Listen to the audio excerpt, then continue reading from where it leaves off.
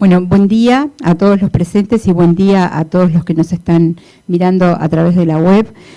Vamos a iniciar la presentación de casos de esta mesa. En primer lugar, el doctor Guillermo Pelufo nos va a relatar un caso clínico de un niño con púrpura de Schönlein-Henoch. Los autores de este trabajo son Guillermo, Lorena Pardo, Patricia Barrios, Karina Malán, Mariela Álvarez, Agustina Costa y Gustavo Yaqueto, pertenecientes al Departamento de Pediatría de la Facultad de Medicina. Adelante, Guillermo. Bueno, buenos días a todos. Quería agradecer sobre todo a las autoridades de la Sociedad Uruguaya de Pediatría, a todos los docentes que hicieron esto posible también. Y bueno, iniciamos entonces. Bueno, sí, este es un caso clínico, es el púrpura de Schönlein-Henoch ampolloso. Bueno, este es un paciente de sexo masculino de 11 años, es un paciente sano, sin antecedentes personales a destacar, procedente de San José, consulta en puerta de emergencia por lesiones en pie, en apirexia de 72 horas de evolución, un examen físico con un triángulo de evaluación pediátrico en emergencia que era estable, constantes vitales también normales, ¿sí? Un TAX de 36, frecuencia cardíaca respiratoria y saturación normal. A nivel de la piel era obviamente lo que se destacaba, que presentaba lesiones en piel purpúrico-petequiales, confluentes en pies, piernas, antebrazos y manos de forma bilateral y simétricas, ampollas, que ahora vamos a ver una foto, de diversos tamaños con contenido serohemático, bastante extensas y otras con centro necrótico. Concomitantemente este paciente presenta en el sector de las heridas edema, sin rubor ni calor, a nivel sobre todo de las manos, una mucosa que no presentaba lesiones, y bueno, en ese momento se realiza el planteo clínico, sobre todo, obviamente, del púrpura de Schönlein-Henoch, ¿sí? Pero, dadas las características clínicas atípicas de que presentaban estas lesiones, bueno, se solicita el ingreso a cuidados moderados. Bien, acá es un poco de las características de las lesiones, creo que se pueden apreciar bastante bien en las fotos. Ahí se ve el tipo de las ampollas, cómo se presentan, la distribución que tienen, son bastante extensas. En ningún momento presentaron ni eritema, o sea, visible, y sí, en cierto grado algo de edema, sobre todo en la evolución agregó 100 miembros superiores. Bien, este paciente se solicita valoración paraclínica, ¿sí? Dadas las características, vuelvo a repetir, de la presentación atípica del Schönlein-Henoch ampolloso, y bueno, se solicitó sí, un relevo infeccioso, estudios inmunológicos, hematológicos y metabólicos que en cierto grado fueron normales, ahora voy a explicar un poco. Se inicia tratamiento antibiótico empírico, dada la extensión y compromiso cutáneo que presentaba, se inició con clindamicina y ceftriaxona, y se inició también prednisona vía oral. Se solicitó sí la interconsulta de dermatología, bueno, ellas estuvieron de acuerdo también con el planteo que se realizó en puerta y después en piso, ¿sí? En sala, y bueno, dadas las características atípicas nuevamente, se realiza una biopsia de piel y cultivo de las lesiones. Bien, parte del laboratorio, bueno, yo traje en realidad del ingreso, lo principal, y luego a los 8 días parte de la evolución durante su estadía. En realidad tenemos una hemoglobina que fue en descenso, leucocitos que eran de 17.000, después tuvo esa tendencia a disminuir, los neutrófilos también, y unas plaquetas que se presentaron normales. Como reactante de fase aguda, obviamente tenemos un paciente que tiene una reacción corporal bastante importante, entonces bueno, había que igual descartar también varias, desde lo infeccioso hasta la parte como más inmunológica también. Los hemocultivos y el cultivo de piel fueron negativos, el complemento, los valores eran normales, se solicita, ANCA, ANA y factor reumatoideo que también eran negativos, monoslide negativo, se solicitó también proteínas electroforéticas que presentó hipoalbuminemia y hipoproteinemia. Bien, una función renal que fue normal al inicio, después, y una función hepática que presentaba estas proteínas totales disminuidas, la albúmina algo disminuida también, que se podía presentar perfectamente por la asociación que tenía del compromiso a nivel de las ampollas, este grado de pérdida de proteínas, ¿verdad? Bueno, en realidad el paciente durante la internación, el paciente agrega nuevas lesiones ampollosas, agrega nuevas en miembros superiores, que obviamente no traje todas las fotos porque me parecía muy extenso y me iba a ir de tiempo.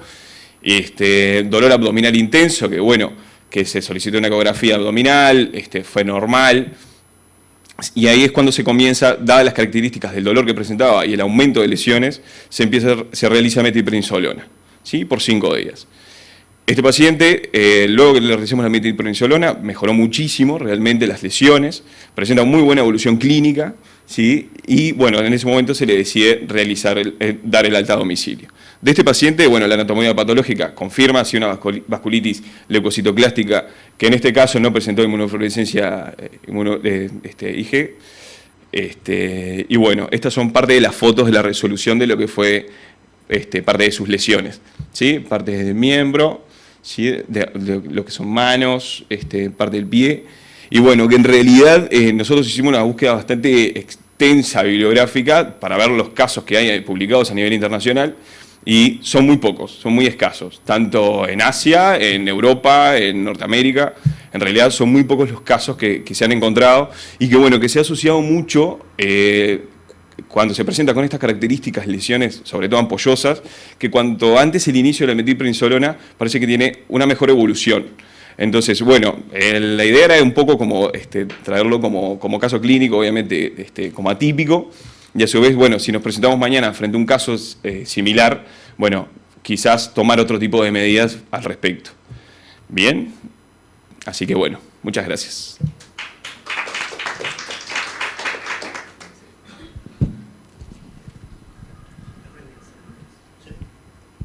Hola, bueno, mucho gusto. Bueno, primero felicitarte por la presentación, sobre todo traer un caso que no vemos nosotros, ¿no? O sea, con Karina comentábamos que lo habíamos vivido lo habíamos visto en el hospital, pero porque trabajamos ahí, pero si no, en el pase de guardia, si no, es como muy complejo de ver este tipo de pacientes. Como comentario, factor desencadenante no, en este caso no lo identificaron. ¿Y qué valor tiene que no hayan encontrado IgA en la anatomía patológica? Bueno, eso lo hablamos mismo con las dermatólogas, y que existen casos que se pueden llegar a presentar con inmunoglobulinas negativas, y que bueno, que en realidad es parte de la presentación del caso, y no se han visto una asociación ni tampoco del factor de las lesiones, ni de como que tenga mayor relevancia en la parte de la complicación clínica del cuadro. Sí, porque es como uno de los criterios diagnósticos, este niño no lo tenía. El que no lo tenía. Pero no se asocia a nada. No se asocia. Dale. Bueno, muchas gracias. No, por favor, gracias a ustedes. Un pequeño comentario. Realmente el Schoenlein-Henoch siempre nos impresiona, siempre nos sorprende, quise decir, ¿no? Porque si bien la mayoría de las veces es una enfermedad benigna, muy frecuente a la que estamos acostumbrados, nunca faltan estos casos. El año pasado en el Congreso de Pediatría se presentó un caso que tenía una vasculitis muy severa a nivel intestinal, que incluso había causado necrosis y había requerido intervención quirúrgica. Este es otro caso que se escapa a lo que es la mayoría de los Schoenlein, pero es muy didáctico, y muchas gracias por traerlo. Por favor, gracias a ustedes.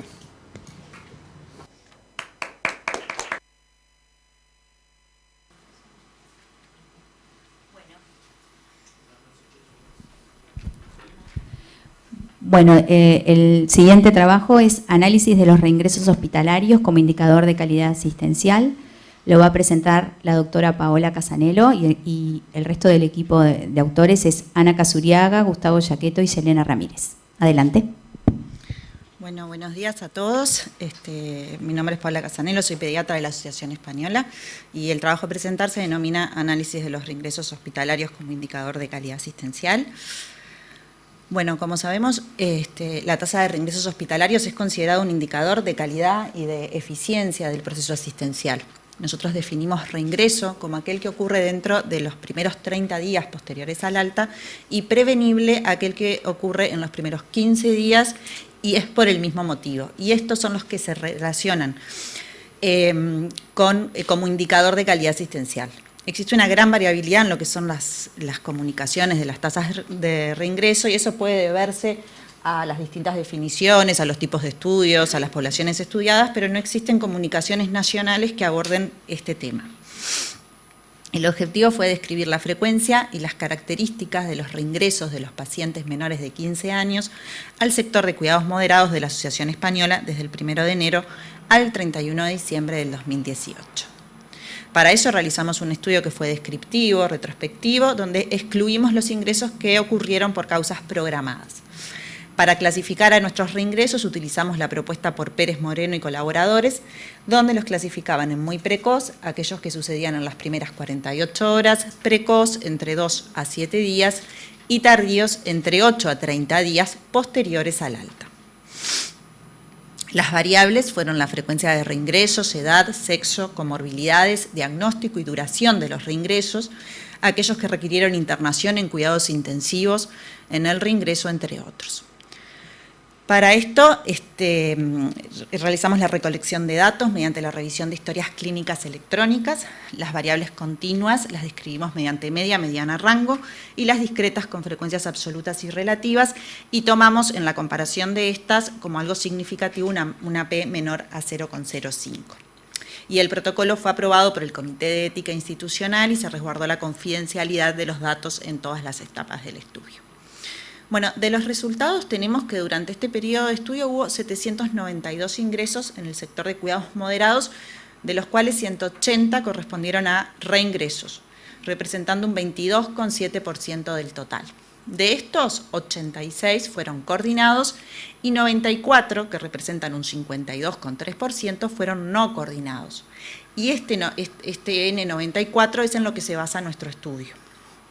Las características de esta serie fue un 51% de sexo masculino, con una mediana para la edad de 4,3 años, un rango entre 15 días y 14 años, y la franja etaria entre 1 a 5 años fue en donde se halló mayor cantidad de reingresos, que representaron un 43,6%, predominando los tardíos en un 48%, seguido por los precoces y los muy precoces. La mediana de la estabilidad hospitalaria fue de 2 días, con un rango de 1 a 23 días. El 45% de los reingresos sucedieron en invierno. La mitad de los casos presentaban una o más comorbilidades, destacando la respiratoria, la neurológica y la prematurez. Un 10,6% ingresaron a cuidados intensivos en el reingreso. La mitad de estos presentaban comorbilidades y la causa más frecuente fue la respiratoria. Y un 26,5% consultaron en las siguientes 72 horas al alta del primer ingreso o en el departamento de emergencia o en el primer nivel de atención. Y no se registraron fallecidos. De las causas de reingreso, bueno, a destacar, bronquiolitis y asma fue la principal causa, con una frecuencia relativa de 36,1%, seguido por aquellas causas infecciosas, donde englobamos causas eruptivas, de piel y tejidos blandas, infecciones urinarias, seguido por gastroenteritis y complicaciones posoperatorias, sobre todo amidalectomía y adenoidectomía, con un 8,5%. Con respecto a los reingresos prevenibles, que como dijimos son los que más se relacionan como un indicador de calidad asistencial, se vio que el 60% de nuestros reingresos fueron reingresos prevenibles y que de estos un 51% fueron precoces, es decir, que sucedían entre 2 a 7 días posteriores al alta hospitalario. La principal causa de reingreso prevenible fue bronquiolitis asma, con un 24,5%, seguido por gastroenteritis, con un 14,5%. Y todos los reingresos por causa neurológica, problemas de salud mental y gastroenteritis fueron prevenibles. Esta es una tabla que muestra algunas de las variables entre prevenibles y no prevenibles. Vamos a destacar en los que hubo alguna diferencia significativa, como son que en los prevenibles el 51% fueron precoces, mientras que de no prevenibles un 16,2%, y en los no prevenibles predominaron aquellos que fueron tardíos. El control posterior al primer ingreso, también se vio que un 40% de los prevenibles habían presentado este control y solo un 5,4% de los no prevenibles lo habían presentado. Lo que sí vamos a destacar es que no hubo diferencia significativa en la presencia de comorbilidades en prevenible y no prevenible, siendo que en las comunicaciones el hecho de la presencia de comorbilidades es un factor que generalmente aumenta los prevenibles, y en nuestra serie eso no pasó. Dentro de las causas, destacamos que bronquiolitis asma fue la causa más frecuente tanto de reingreso prevenible y no prevenible, pero de no prevenible representó un 54% y de prevenible un 24,5%. Y que como ya dijimos, las causas neurológicas, gastroenteritis y problemas de salud mental fueron en un 100%, los reingresos fueron prevenibles. Bueno, entonces las conclusiones es que en esta serie tanto la tasa de reingreso como la tasa de reingreso prevenible son elevadas, aunque son inferiores a las reportadas en algunas series. Que la comorbilidad no se comportó como un factor de riesgo para reingreso prevenible, que los reingresos precoces predominaron en los prevenibles y los tardíos en los no prevenibles, que la tasa de reingreso fue mayor en los periodos de mayor sobrecarga asistencial, vimos que hubo un 45% de reingresos que sucedieron en invierno, que el reingreso por la patología neurológica, gastroenteritis y los problemas de salud mental fue prevenible, eso lo vimos en un 100% de los casos, y bueno, que sería necesario analizar causas y diseñar estrategias para disminuir este indicador, mejorar la calidad asistencial y minimizar los reingresos hospitalarios, enfocándonos fundamentalmente, obviamente, en los que serían los reingresos prevenibles. Muchas gracias.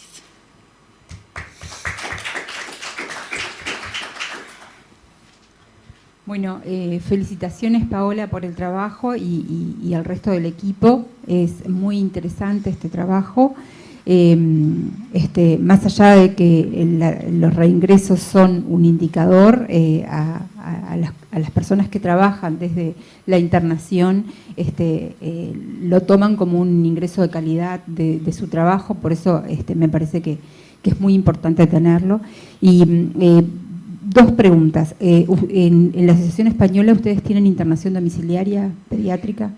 Internación tenemos un seguimiento por PADO, donde es una pediatra que no funciona como una totalidad de internación domiciliaria, pero sí cumple algunos de los requisitos. Es un control, pero no se puede pasar medicación y algunas otras, pero sí hay controles a domicilio. ¿Y ustedes pudieron evaluar esa variable, si habían sido tomados por PADO o no? Dentro de los controles en las primeras 72 horas post el primer alta, que ahí pusimos, ahí faltó poner PADO capaz, sí un 26,1% habían tenido ese control y que involucraba en el departamento de emergencia el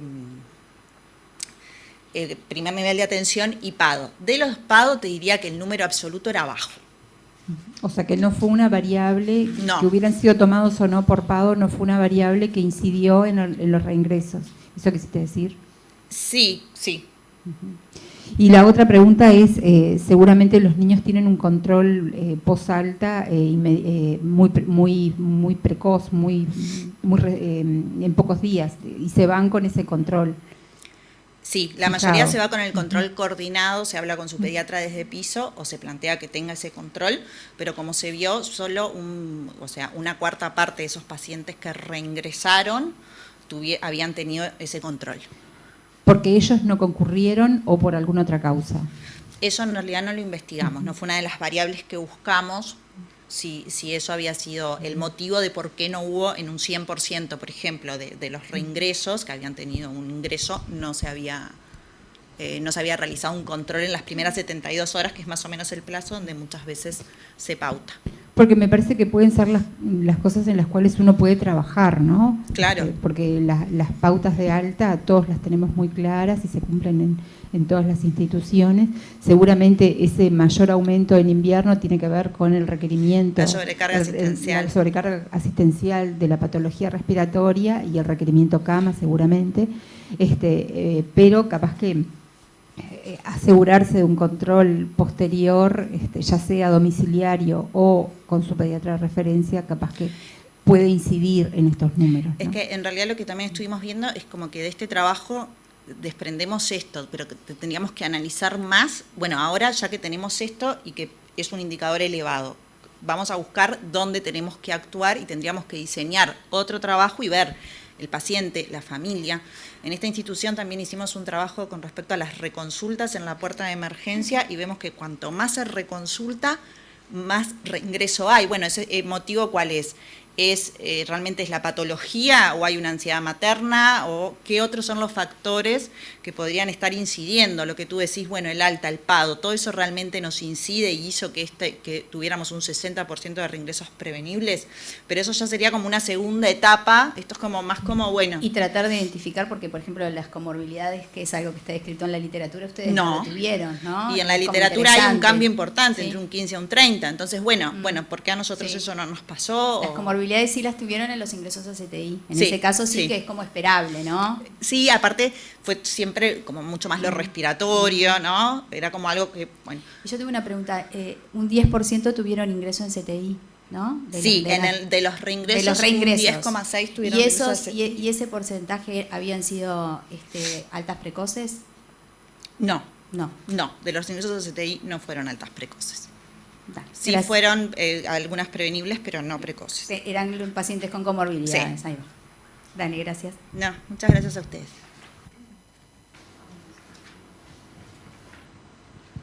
Tú sos Marcela Martínez, ¿verdad? Sí.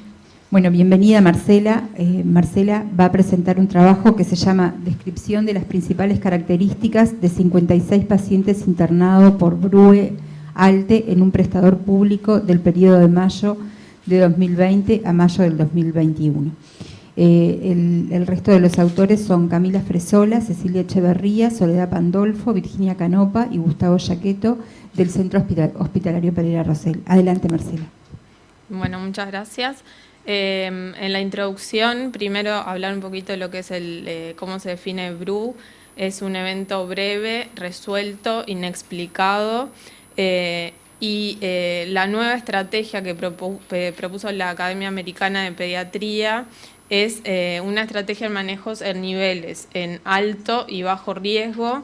Los de alto riesgo, por ejemplo, incluye pacientes menores a 60 días de vida, pretérminos menores de 32 semanas, que el evento haya sido mayor a 1 minuto, una reiteración del evento y antecedentes familiares de muerte súbita. Este término en realidad no contempla, como se veía previamente, la visión subjetiva del cuidador, y es el médico, el clínico, quien va a hacer la valoración de la gravedad del riesgo de una forma más objetiva y con criterios que estén preestablecidos y que sean claros. De esta forma se evitaría subestimar o sobreestimar algunos de los diagnósticos y lograr optimizar la realización de los estudios paraclínicos, disminuir el número de internaciones y la realización de estudios innecesarios. Esta nueva definición y estrategia surge a partir de la sustitución del acrónimo ALTE, que ya todos conocemos, que era en realidad bastante inexacto, subjetivo y que dificultaba el diagnóstico y el tratamiento de los pacientes. Bueno, los objetivos de este estudio es más o menos lo que ya presentamos, era describir las características de los 56 pacientes internados por BRU o ALTE en el periodo de 1 de mayo del año 2020 a 1 de mayo del 2021. Se realizó un estudio observacional, descriptivo y retrospectivo. Las variables fueron extraídas del Geosalud, de la historia clínica, y el procesamiento de datos se realizó con el programa EpiInfo. Bueno, de los resultados que obtuvimos en la tabla 1 se desprende la media de edad fue de 1,4 meses, y vemos que la mayoría de los episodios de BRU ocurrieron en niños con 2 meses o menos, como se ve también en la bibliografía. Después de la tabla 2, vemos que los exámenes que más se realizaron fueron los bioquímicos en sangre, seguido de los de búsqueda en secreciones respiratorias de virus. Destacamos también en esto la cantidad de pacientes que se realizaron radiografía de tórax, que fue un 46%, sabiendo que no es un estudio que carezca de efectos adversos. Y como vamos a ver después, los resultados en realidad no contribuyeron al diagnóstico final, ¿tá? Después, en la tabla 3, en 27 pacientes los BRUE se catalogaron como idiopáticos, que es un total de un 48%. Se determinó una causa que explicaba el episodio en 29 casos. En 15 de ellos se sospechó episodios de sofocación. En 5 se hizo un diagnóstico de infección respiratoria aguda alta. Uno de ellos fue COVID positivo. 5 presentaban elementos de reflujo gastroesofágico o enfermedad por reflujo gastroesofágico. Y después hubo un caso de apnea obstructiva, otro por intoxicación por cocaína, y uno se interpretó como un trastorno vasomotor por inmadurez.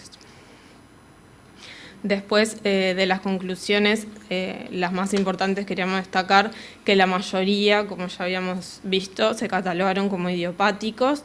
La analítica sanguínea que se realizó no contribuyó a determinar un diagnóstico final. Reiteramos también que se expuso un número considerable de pacientes a la realización de la radiografía de actoras que no aportaron valor diagnóstico, ya que en ninguno de ellos se encontró o una infección respiratoria o una alteración estructural responsable del evento.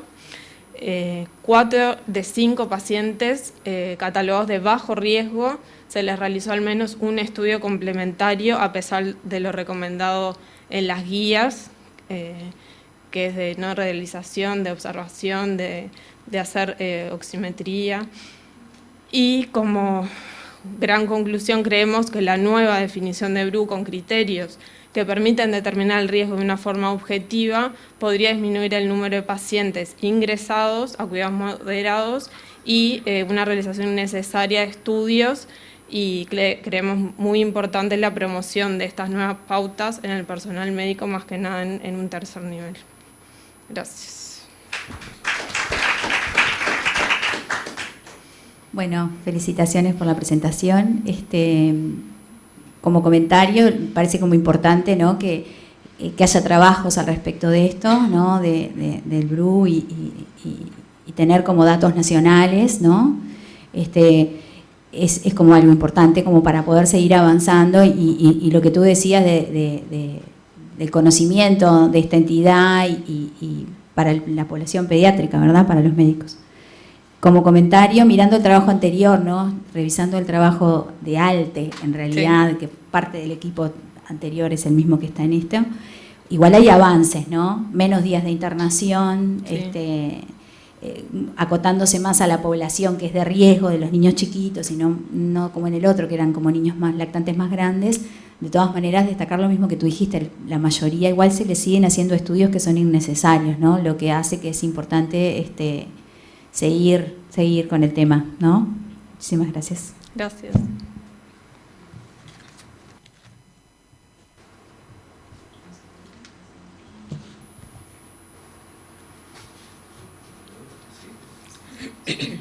Gracias, Marcela. Gracias.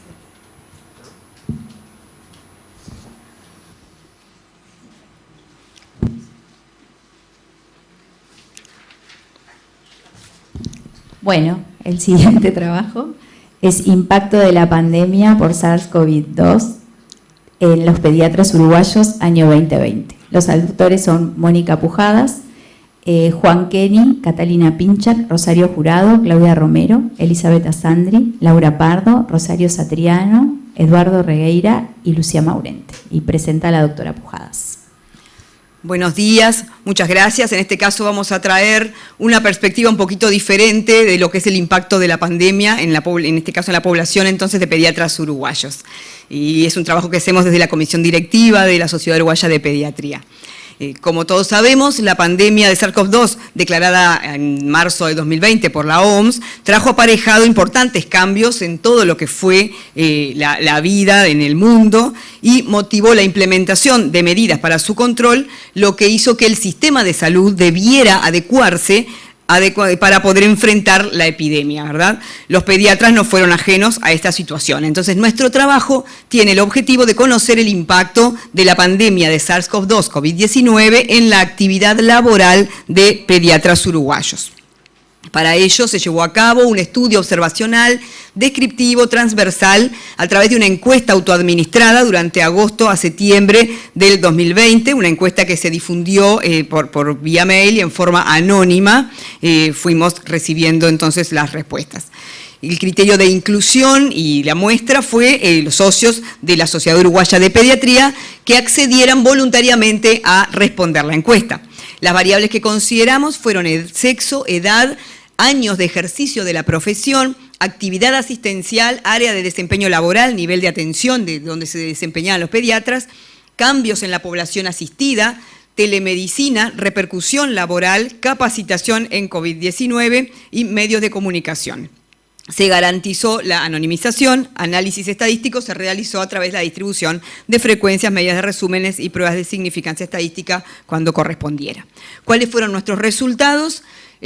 Contestaron la encuesta, o sea que constituyó lo que es nuestra población, 165 pediatras, de ellos, no es novedad, 90,9% sexo femenino, actividad asistencial, también desarrollaban la mayoría de ellos, el 98,2% eran pediatras que estaban, digamos, en actividad directa en la asistencia en distintos niveles. Con respecto a la distribución de pediatras según la edad, podemos ver que la mayoría estaban comprendidos entre el rango etario entre 30 a 60 años, que eran el 86,1%, y mayores de 60 años constituyeron un 13,9% de nuestra población. En cuanto a cómo se distribuyeron según los años que hacía que ejercían la pediatría, podemos ver que 21,8% la ejercían hacían menos de 10 años a la hora de responder a la encuesta. 39,4%, el grupo mayoritario, hacía 11 a 20 años que ejercían la pediatría y hacía más de 20 años 38,8%. ¿Qué fue lo que pasó en cuanto a la distribución según niveles de asistencia? Esto como concepto obviamente pueden no sumar 100% porque acá los pediatras podemos trabajar, de hecho lo hacemos en más de un nivel de asistencia muchas veces, pero entonces la gran mayoría de los que respondieron tenían como principal, digamos, sitio de atención el primer nivel, seguido del segundo nivel en un 47,3% y en el tercer nivel trabajaban el 32,1%. En relación a lo que se exploró, si habían notado cambios en la población asistida, la enorme mayoría, 93,9%, contestó que notaban una disminución en el volumen de pacientes. Recordamos que esta encuesta fue llevada a cabo en agosto a septiembre del año 2020, ¿verdad? Como todos sabemos, la situación de la pandemia por COVID-19 cambió, y en nuestro país específicamente sobre el 2021, fines del 2020-2021. En cuanto a la percepción de la gravedad de los pacientes, contestaron que un 12% consideraban que la gravedad de los pacientes que estaban asistiendo había disminuido, un 3% dijeron que había aumentado y un 84%, la amplia mayoría, no notó cambios. En cuanto a cuando se preguntó cómo se habían manejado con la utilización de telemedicina, que fue uno de los desafíos que tuvimos los pediatras a partir de la pandemia, el 88%, o sea, ampliamente, la gran mayoría, contestó que efectivamente se había adecuado y había utilizado la telemedicina, siendo el dispositivo elegido con mayor frecuencia el teléfono celular. Y en cuanto a cuando preguntamos sobre repercusión laboral que hubiera tenido esta situación de pandemia, fíjense, esto es algo que queremos destacar, en cuanto a horas de trabajo, un 50% consideró que se habían mantenido igual, pero un 36,4% consideró que se habían disminuido sus horas de trabajo en este periodo que se llevaba de la pandemia hasta que se realizó la encuesta. Y en cuanto a si había habido repercusión en el salario de los pediatras, se contestó que había disminuido básicamente entre 10 y 30%, la cuarta parte prácticamente de los pediatras encuestados refirieron esa disminución. Disminuciones mayores la refirieron el 4,8%, entre 30 a 50%, y un 1,8% de los pediatras encuestados refirió que su salario había disminuido más del 50%. Esto hace que en un total de 44,2% de los pediatras encuestados refirieron una disminución en su salario de entre el 10 a más del 50%. Esto es un dato que queremos señalarlo, ¿verdad? En cuanto a actividades de capacitación, 154 pediatras de los que respondieron, que son el 93,3%, refirieron a haber hecho actividades de capacitación, haber realmente tenido todo ese desafío también de hacer cursos o hacer jornadas, participar en diferentes situaciones que permitieran capacitarlos en el tema COVID. Y el medio de comunicación que refirieron como más usado para actualización y también para conectarse con sitios donde pudieran hacer actualización fue el sitio de la Sociedad Uruguaya de Pediatría, y eso fue 154 pediatras, corresponde a un 95,2%. Por lo tanto, nuestras conclusiones son que los pediatras que respondieron a esta encuesta se encontraban la gran mayoría en actividad, en todos los niveles de atención, concentrados sobre todo en el primer nivel. La gran mayoría consideró que había disminuido el volumen de pacientes y no hubo gran tendencia de opiniones sobre la gravedad de pacientes. El uso de telemedicina fue llevado a cabo en alta proporción, un 87,9%. La mayoría aplicó telemedicina prefiriendo el celular como dispositivo. Un tercio de los pediatras refirieron haber disminuido sus horas de trabajo, casi la mitad percibió una disminución de su salario durante la emergencia sanitaria en diferentes grados. La inmensa mayoría participó en alguna capacitación sobre COVID-19 y el sitio SUB fue el medio de comunicación al que se recurrió más frecuentemente para recibir noticias y para actualizaciones tanto directas como a partir de links encontrados allí. Queremos agradecer muy especialmente, en primer lugar, a los pediatras que respondieron a esta encuesta, que tal vez muchos de ustedes sean de los que estuvieron en este grupo, no vamos a decir en qué rango etario, para no herir susceptibilidades de nadie, y en especial también a todo el equipo de Secretaría de la Sociedad Uruguaya de Pediatría y de Biblioteca, que siempre nos han apoyado y que gracias a ellas también pudimos establecer el mecanismo de la encuesta. Muchas gracias.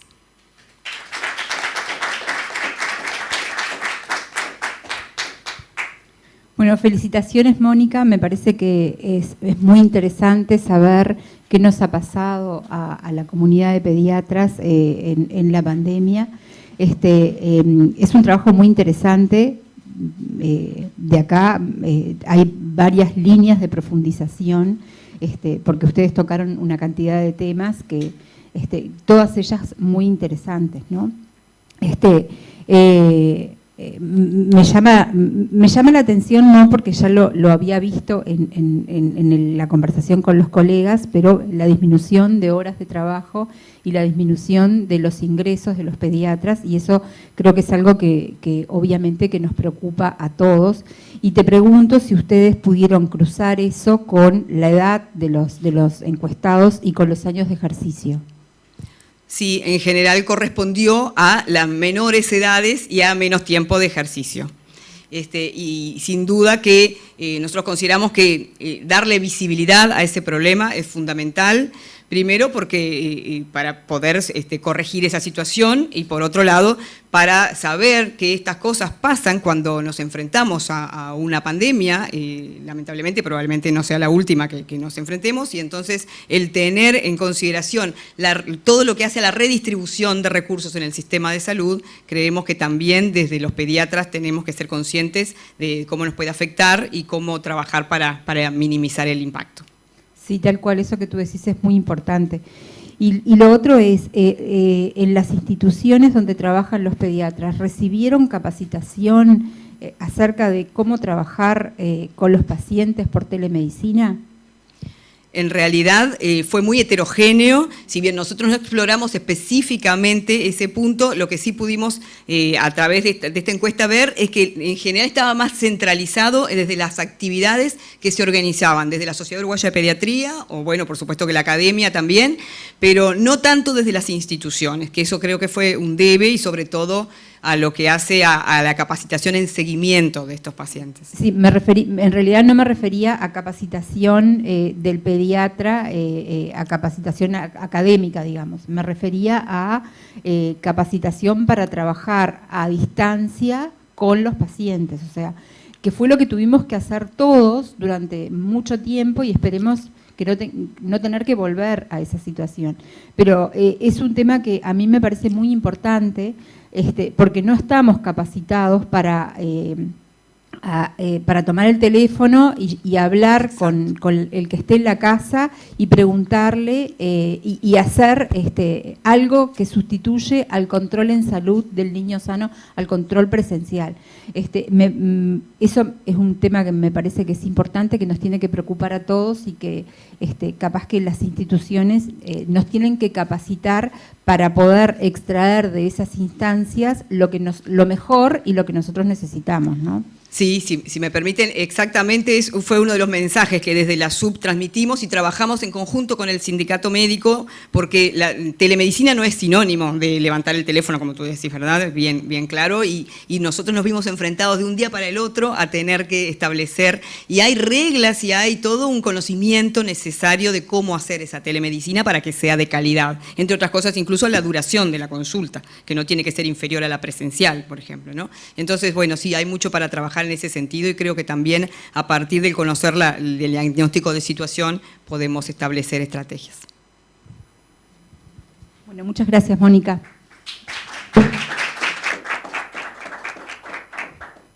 Bueno, yo voy a presentar el siguiente trabajo, pero después no me voy a llamar al silencio.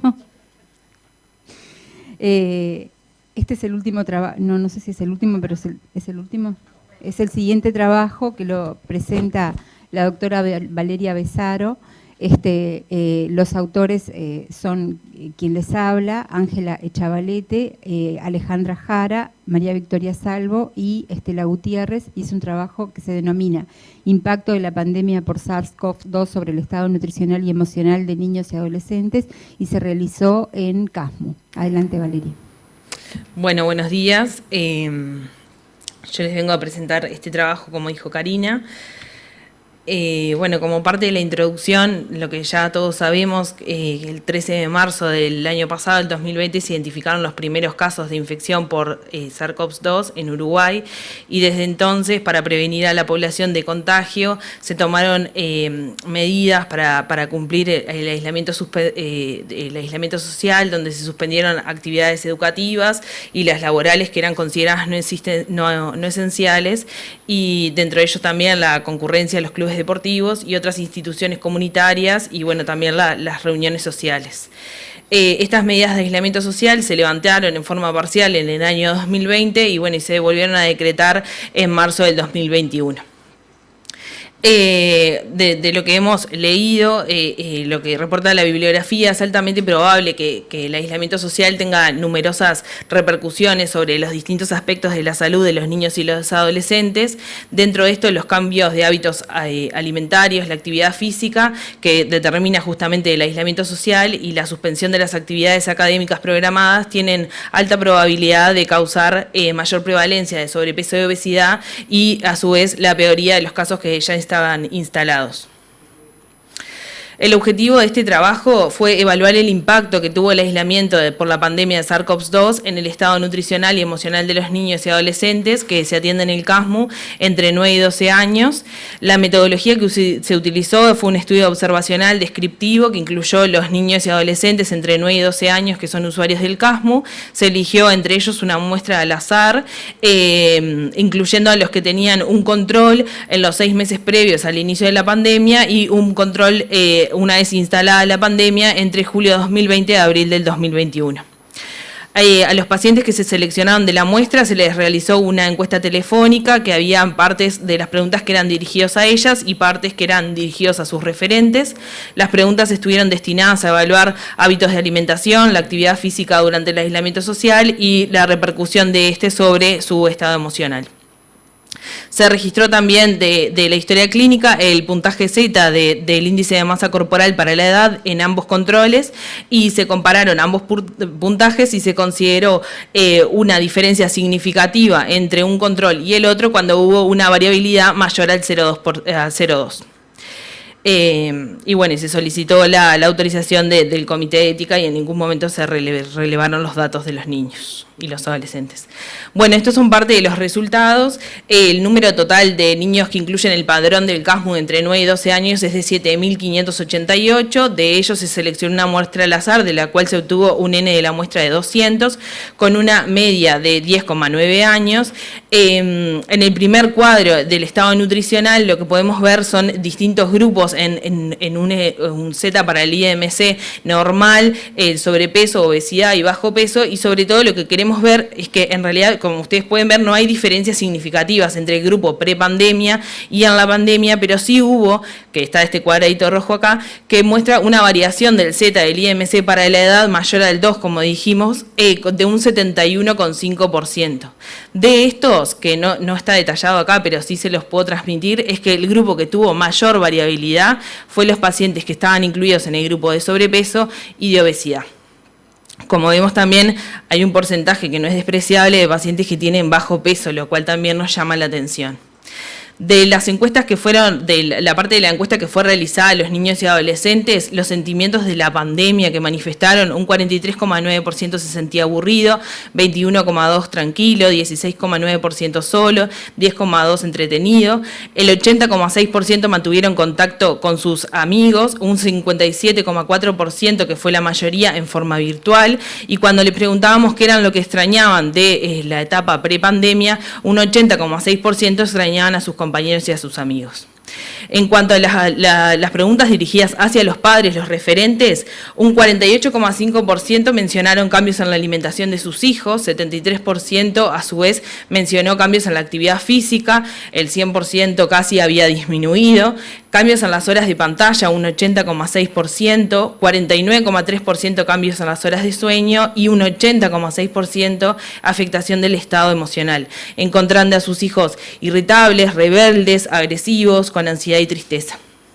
Y bueno, y por último, acá en este cuadro donde compara en pandemia y antes de la pandemia, sobre todo queremos destacar, hay varios datos, pero lo que queremos destacar es que casi un tercio de los pacientes en la pandemia no desayunaban. Eso quiere decir se perdió una de las comidas del día. A su vez, aumentaron los hábitos como el picoteo entre los pacientes que lo realizaban siempre y los pacientes que lo realizaban a veces. A su vez también hay un aumento llamativo y considerable de las horas de pantalla, entre los que tenían horas de pantalla sin considerar las de Zoom, las actividades curriculares, entre 3 y 4 horas y más de 4 horas, más de un 50%. Entonces, bueno, como las conclusiones, lo que les queremos mencionar es que cerca de la mitad de los niños y las niñas y adolescentes que fueron evaluados tenían sobrepeso y obesidad previo al inicio de la pandemia. Estas cifras se mantuvieron igual en la pandemia, no hubo una diferencia significativa, pero sí hubo, como mencionamos, esa variabilidad del Z del IMC y la mayoría que sufrió el incremento de su IMC durante el aislamiento social, con el mayor porcentaje de variabilidad, es como dijimos, los pacientes que ya estaban incluidos en el grupo de sobrepeso y obesidad. Hubo un aumento de los hábitos no saludables, como el picoteo, la repetición del plato de la cena y del almuerzo, las horas de pantalla. A ello se le sumó también la disminución de la actividad física y la desorganización en las horas del sueño. En la mitad de los casos, los padres también percibían esto, no era solamente lo objetivable por el niño, sino que los padres también veían estos cambios de hábitos en sus hijos. 2/3 de los niños experimentó sentimientos negativos, tales como miedo, tristeza, soledad, aburrimiento durante el aislamiento social. La amplia mayoría de los padres notó cambios en el estado de ánimo de sus hijos, como irritabilidad, rebeldía, agresividad, ansiedad y entre otros. Y bueno, y lo que nos proponemos es que el equipo de salud que asistimos a estos niños y adolescentes tenemos que buscar las estrategias para resolver estos problemas identificados. Muchas gracias. Bueno, felicitaciones, parece que es Gracias. como muy importante, ¿no?, el tema, porque es la realidad que nos toca y objetivar como equipo todo lo que uno supone, los efectos en los niños y adolescentes es como muy importante, ¿no? Me llamó la atención lo de los desnutridos también, ¿no? Pero buscando también está dentro de los efectos, no solo lo de, bueno, claramente lo del sobrepeso y los efectos del sedentarismo y la no realización de ejercicio, sino pero que también, ¿no?, la desnutrición podía agudizarse en la población pediátrica. Y bueno, no más nada. Muchísimas gracias. Gracias.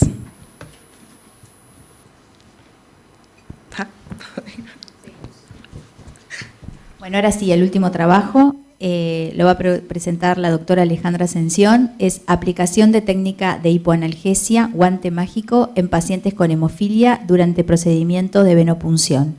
Además de la doctora Ascensión, son autores Beatriz Bogia, Germán Boto y Daniel Radesca. Bueno, buenos días a todos. Antes que nada agradecerles la oportunidad de poder presentar este trabajo. Agradecerles también al doctor Carlos Zunino, que fue nuestro tutor. Y bueno, queríamos primero comenzar esta presentación, ya que estamos en el mes de la concientización del dolor, que los pacientes con enfermedades crónicas, pacientes con hemofilia severa en este caso, tienen que someterse a 2 a 3 punciones para recibir el factor de coagulación de por vida, 2 a 3 veces semanalmente.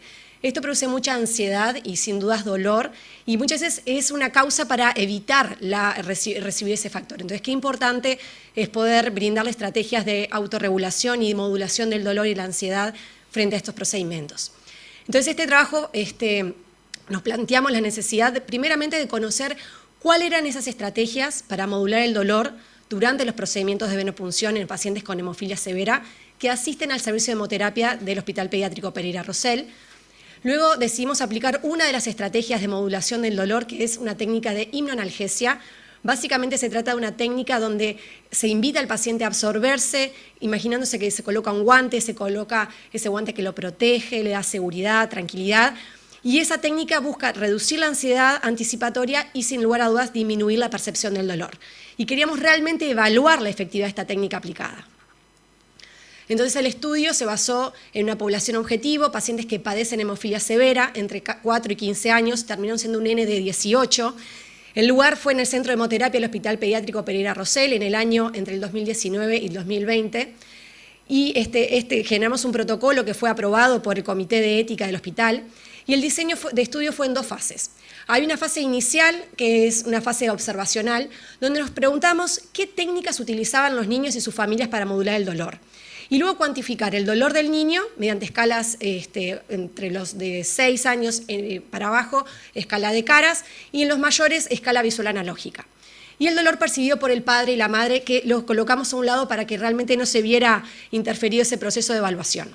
Y luego una segunda fase donde hicimos 3 observaciones más, o sea, 6 observaciones en total, donde aplicamos la técnica del guante mágico. Esta técnica fue aplicada por la doctora Beatriz Bogia, que se entrenó en dicha técnica, y evaluamos cuál era el dolor percibido por el niño y cuál era el dolor percibido por la madre o el padre, utilizando exactamente las mismas escalas.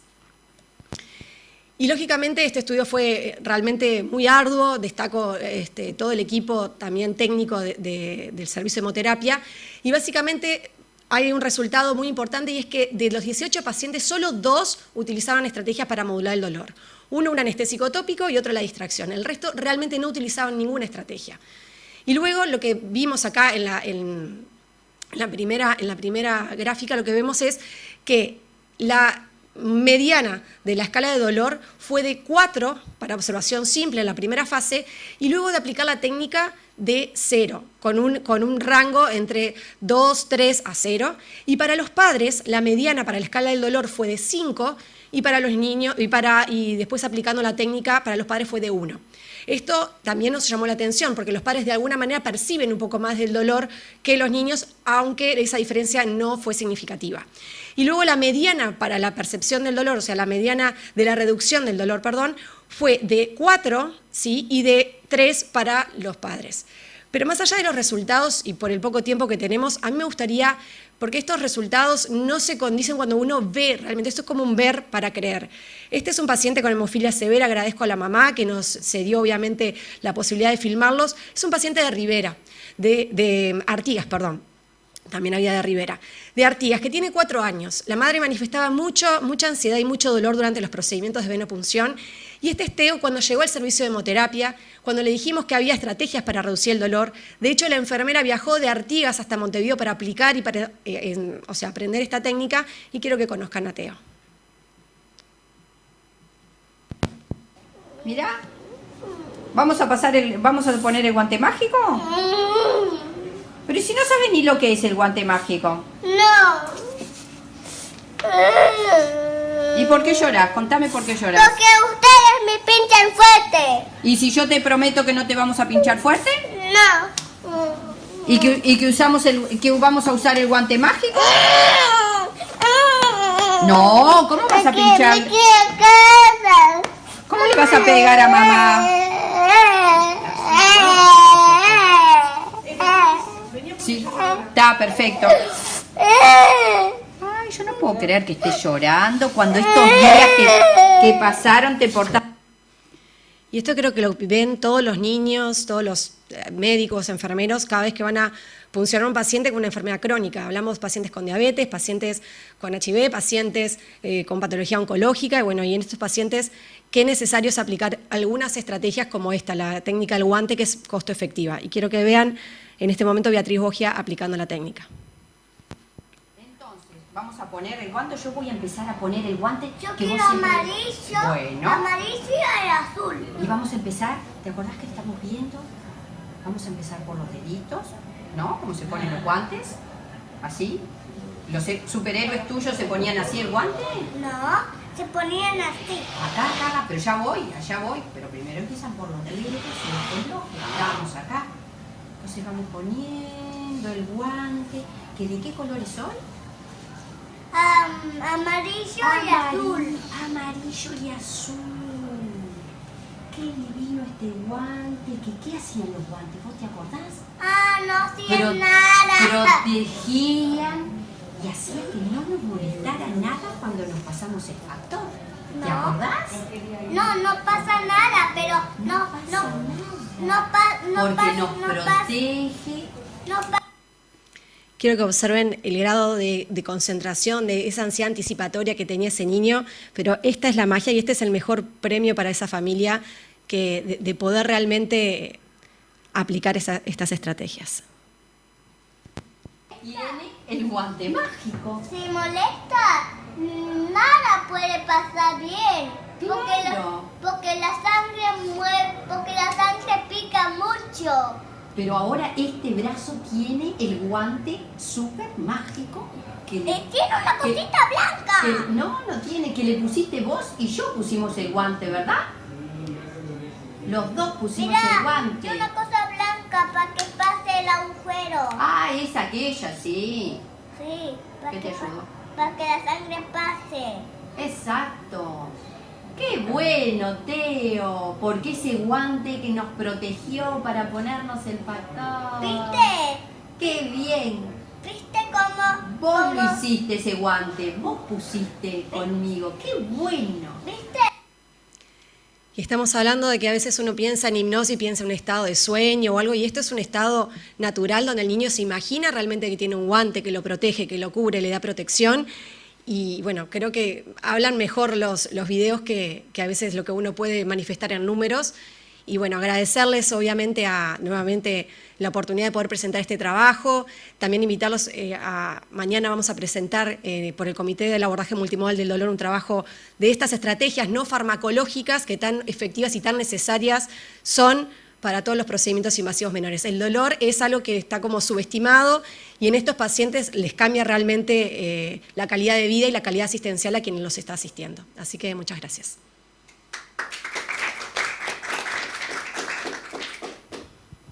Bueno, felicitaciones Alejandra, felicitaciones por lo que están haciendo y gracias por traer la experiencia. Realmente en este caso, al principio no hubo, yo le decía a esta Alejandra, que no hubo, el niño estaba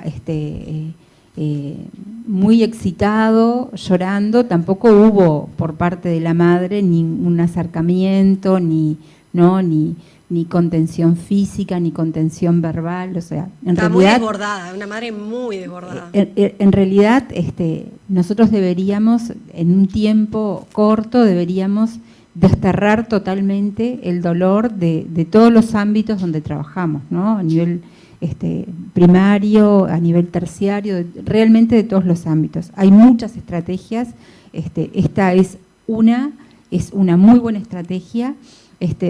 Los felicito, pero me parece que realmente todos nos tenemos que concientizar. Creo que este niño no puede llegar en este estado de desborde y tampoco su mamá porque lo que tú dijiste, los padres muchas veces no siempre perciben el dolor del hijo y muchas veces lo sienten mucho más de lo que ellos